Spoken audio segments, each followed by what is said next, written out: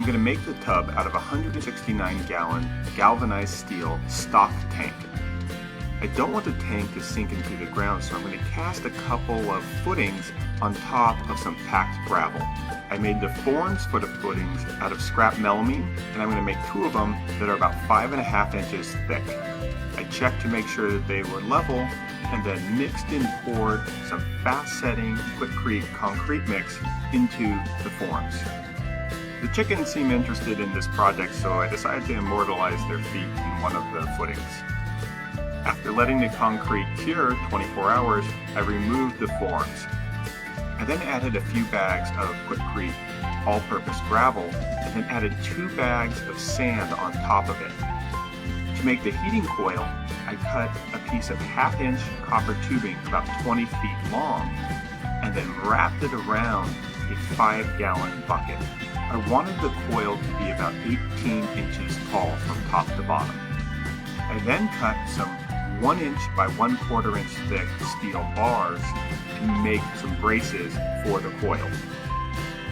I then marked the locations for the bolts and drilled a series of holes through the metal bars. I then bolted the steel bars around the copper coil. I used a hole saw to drill 1 3/8 inch diameter holes 18 inches apart in the stock tank. I then threaded the tank fittings through the holes and sealed them with some silicone. I then screwed in some compression fittings that could receive the ends of the copper. The ends of the copper were a little bit bent, so I had to trim them before inserting them into the fittings. I then pounded the steel bars into the ground before adding a second set of steel bars. Before heating the water all the way up, I decided to build a lid so that less of the heat would escape. I screwed together some pieces of 3/4 inch thick redwood,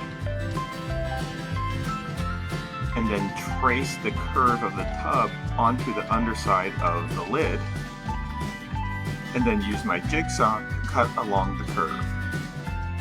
I did a little bit of finish sanding with the orbital sander. It was about 63 degrees outside, and the water temperature started off at 56 degrees.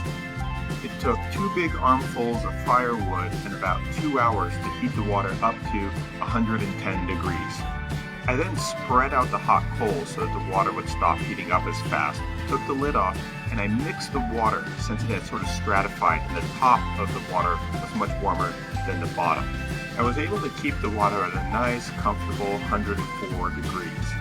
The whole system worked better than I expected.